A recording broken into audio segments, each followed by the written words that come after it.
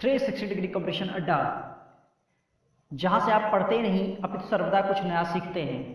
स्वागत है आप सभी का 360 डिग्री कंपटीशन अड्डा के ऑफिशियल यूट्यूब चैनल पर।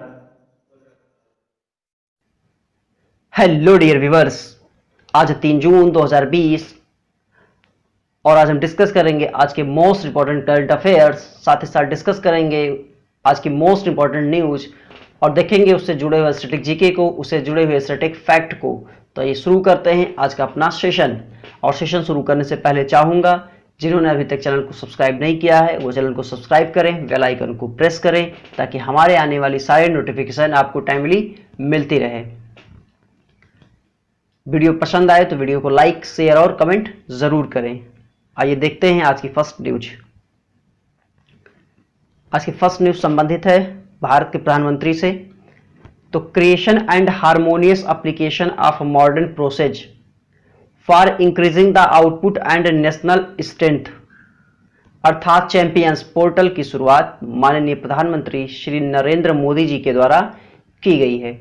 तो यहां पर एक पोर्टल की शुरुआत की गई है, चैंपियंस पोर्टल की शुरुआत माननीय श्री नरेंद्र मोदी जी के द्वारा। अगली न्यूज संबंधित है डब्ल्यूएचओ से। डब्ल्यूएचओ ने सी टैप लॉन्च किया है। अब ये सी टैप क्या है? सी टैप अर्थात कोविड-19 टेक्नोलॉजी एसेज पूल, इसे डब्ल्यूएचओ के द्वारा लॉन्च किया गया है। इसका उद्देश्य क्या है? तो इससे जीवन रक्षक तकनीकी की समान पहुंच सुनिश्चित की जा सकेगी। अब डब्ल्यूएचओ का मुख्यालय आप देखें तो जिनेवा स्विट्जरलैंड में है। उसके महानिदेशक देखिए आप तो टेड्रोस एडहानोम है। अगली न्यूज देखिए आप तो अगली न्यूज तेलंगाना के स्थापना दिवस की है। तेलंगाना का स्थापना दिवस 2 जून को है। तेलंगाना जो है 2 जून 2014 को अस्तित्व में आया था। मैं बार बार आपको करंट अफेयर्स के अपने वीडियोस में आपको जब फैक्ट बताता हूँ, स्ट्रेटेजी के बताता हूँ तो वहां पर ये कई बार जिक्र कर चुका हूं कि 2 जून 2014 को तेलंगाना आंध्र प्रदेश से अलग होकर के एक स्वतंत्र राज्य के रूप में अस्तित्व में आया था। केसीआर राव यहां के प्रथम मुख्यमंत्री बने थे।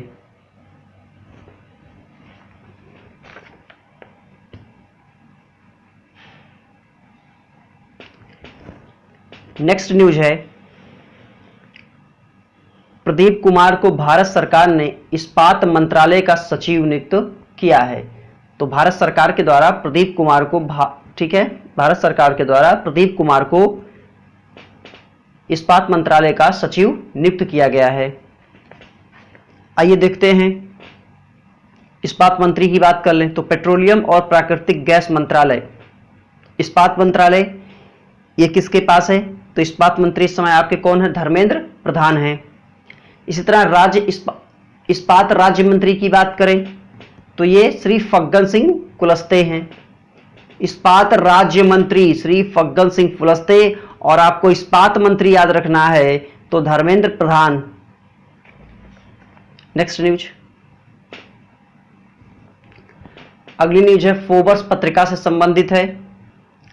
तो फोर्ब्स पत्रिका की लिस्ट में भारतीय क्रिकेट कप्तान विराट कोहली वर्ष 2020 के शीर्ष 100 सबसे अधिक भुगतान पाने वाले खिलाड़ियों की सूची में शामिल होने वाले एकमात्र क्रिकेटर बने हैं। वे $26 मिलियन के साथ 66वें स्थान पर हैं।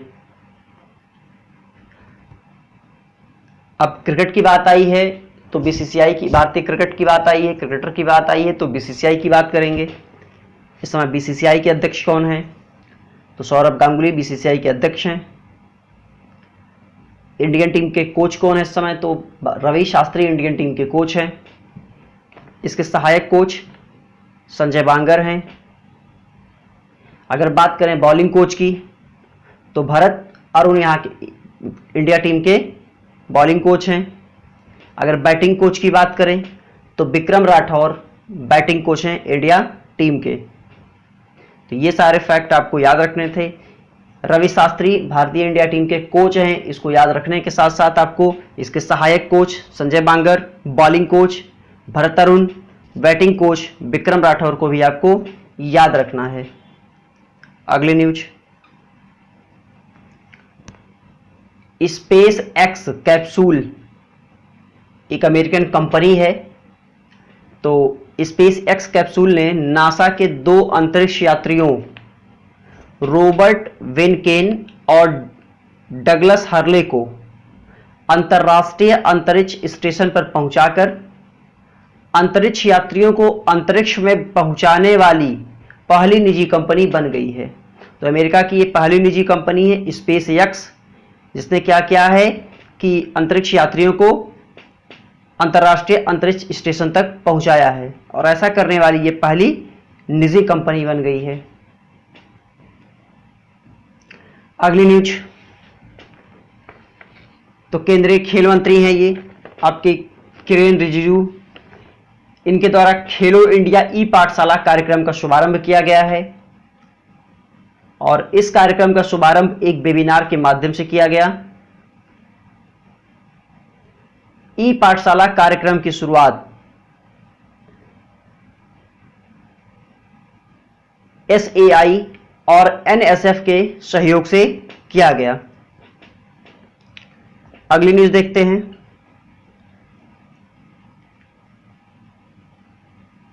तो अगली न्यूज है अमेरिकी धावक बॉबी जोमोरो का हाल ही में निधन हो गया है। बस आपको यहां से इतनी बात रखनी है कि ये अमेरिकी धावक थे, कौन? बॉबी जोमोरो, जिनका हाल ही में निधन हो गया। ये ओलंपिक चैंपियन रह चुके थे, पूर्व स्प्रिट ओलंपिक चैंपियन रह चुके थे।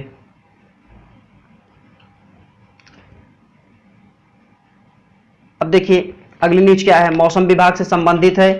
एक चक्रवात तूफान है, ठीक है, निसर्ग, इसके टकराने की संभावना जताई जा रही है। महाराष्ट्र और गुजरात से इसके टकराने की चेतावनी मौसम विभाग के द्वारा दी गई है।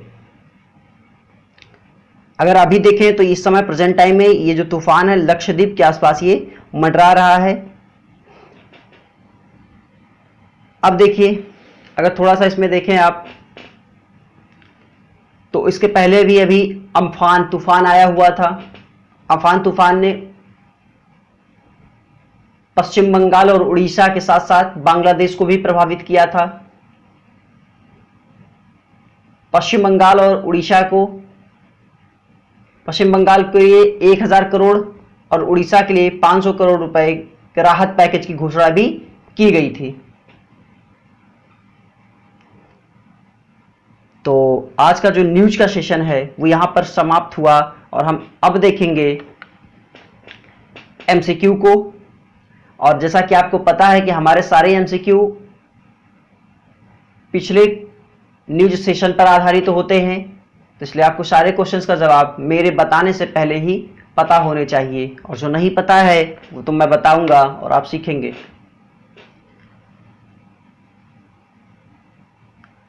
फर्स्ट क्वेश्चन है, माई लाइफ माई योगा प्रतियोगिता का शुभारंभ किसके द्वारा किया गया? डॉक्टर हर्षवर्धन, नरेंद्र मोदी, रमेश पोखरियाल निशंक, राजनाथ सिंह। आपका आंसर होगा नरेंद्र मोदी। नरेंद्र मोदी के द्वारा ही माई लाइफ माई योगा प्रतियोगिता का शुभारंभ किया गया। और आपने अभी आज ही के करंट में पढ़ा है, न्यूज सेशन में देखा कि नरेंद्र मोदी जी के द्वारा ही चैंपियंस पोर्टल की भी शुरुआत की गई है। चैंपियंस अर्थात creation and harmonious application of modern process for increasing the output and national strength. Next question,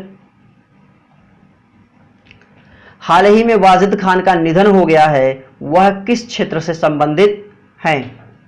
आपके ऑप्शंस हैं, फिल्म निदेशक, संगीतकार एवं गीतकार, लेखक, इनमें से कोई नहीं। आपका करेक्ट आंसर होगा संगीतकार एवं गीतकार।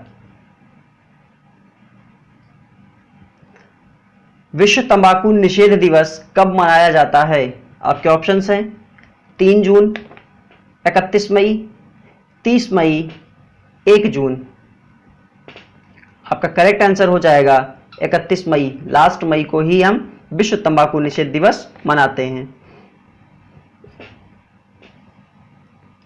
विश्व दुग्ध दिवस कब मनाया जाता है?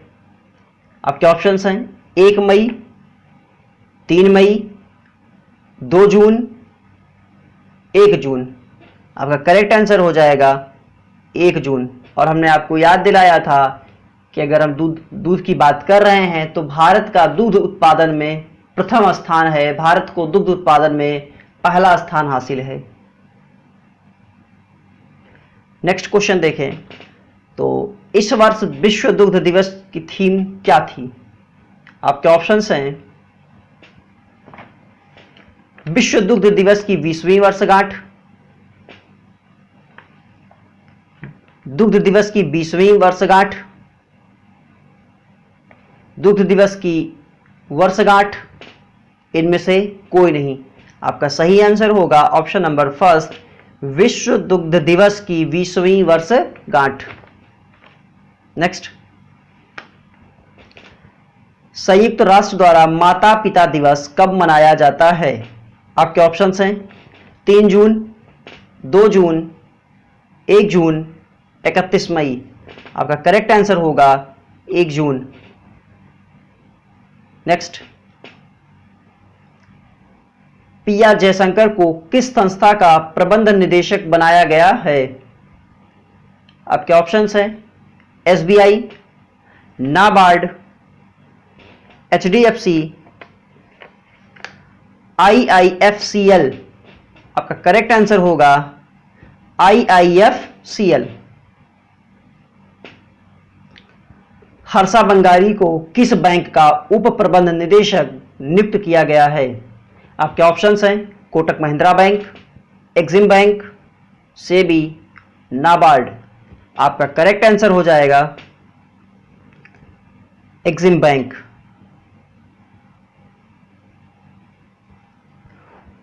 वसंतराव सत्यवेंकट को किस बैंक का उप प्रबंध निदेशक बनाया गया है?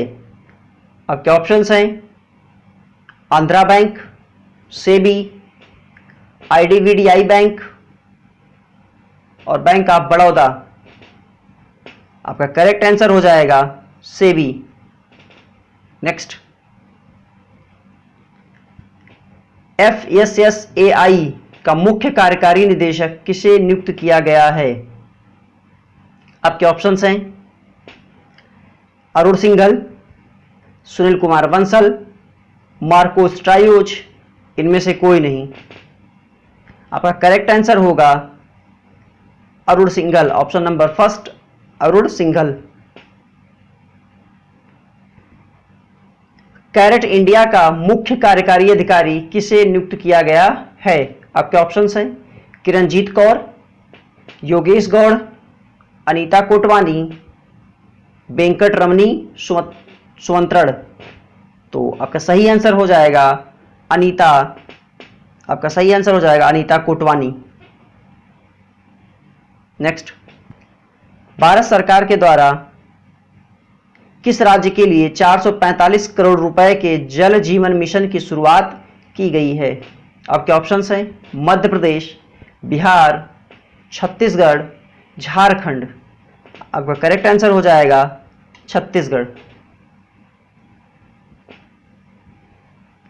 नेक्स्ट क्वेश्चन है आर्टिफिशियल इंटेलिजेंस पोर्टल की शुरुआत किसके द्वारा की गई है?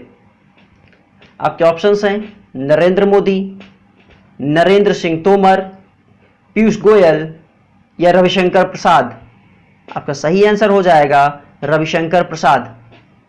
जैसा कि हमने आपको बताया भी था कि रविशंकर प्रसाद जी की जो लोकसभा निर्वाचन क्षेत्र है वो आपका पटना है और पटना बिहार की राजधानी है। और पटना और बिहार से जुड़े हुए स्टैटिक जीके को भी, स्टैटिक फैक्ट को भी हमने कल डिस्कस किया था।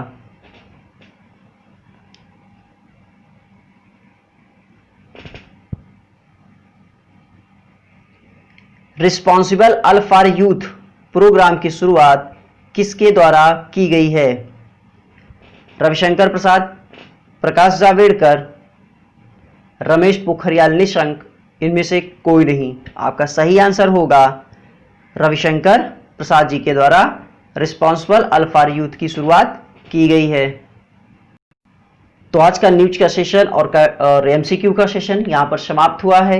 एक बार वीडियो एंड होते होते फिर से कहूँगा कि जिन्होंने अभी तक चैनल को सब्सक्राइब नहीं किया वो चैनल को सब्सक्राइब करें, लाइक करें, शेयर करें, बेल आइकन को प्रेस करें, कमेंट करें और वीडियो की पीडीएफ जो है आपको Telegram channel study for Monday exam पर मिल जाएगी। और किसी कोई पर्सनल क्वेरी है, किसी को पर्सनल प्रॉब्लम है, किसी का पर्सनल क्वेश्चन है तो हमारे टेलीग्राम प्लेटफॉर्म 360 डिग्री कंपटीशन अड्डा पे हमसे कांटेक्ट कर सकता है। एनी टाइम 24/7 यानी कि हफ्ते के 24 घंटे आपको सलूशन दिया जाएगा। मिलते हैं अगले वीडियो में, तब तक हमारा इंतज़ार कीजिए। बाय बाय, नमस्कार।